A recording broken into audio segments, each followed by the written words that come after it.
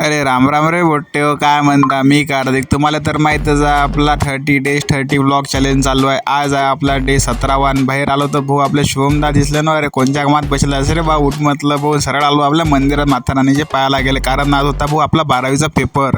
मग काय भाऊ, काढली ना रपकनी आपली प्लॅटिना, लावली ना चाबी, निघालो सरळ पेट्रोल भरायला, कारण पेट्रोल भरणं इज व्हेरी इम्पॉर्टंट. पोचतो ना भाऊ पेट्रोल पंपवर, रपकनी पेट्रोल भरून घेतलं आणि पोट्टेला लावला फोन. का रे बा येता की नाही पोट्टेनाथ भाऊ? आम्हाला होते उशीर. मारलं काही विषय नाही, या मग तुम्ही आरामशीर. मागून निघालो ना सरळ रस्त्यानं.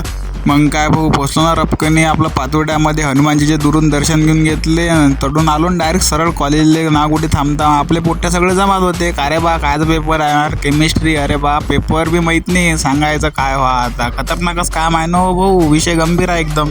उघडलं ना गेट, रपकनी गेलो ना भाऊ खोलीत, डायरेक्ट बसलो ना खोलीत, पेपर वगैरे सोडवलं. पोट्टे रिॲक्शन, अरे पोट्टे म्हणत की बा पेपर तर लय सोपे होता, आम्हाला डबल सोडायचा. अरे बाग बस करा रे म्हटलं, फेकाफेकी बस झालं. अरे म्हणे आम्हाला ब्लॉकमध्ये घेऊन घेतला ना भाऊ, तुम्हाला काही विषय आहे का तेवढा?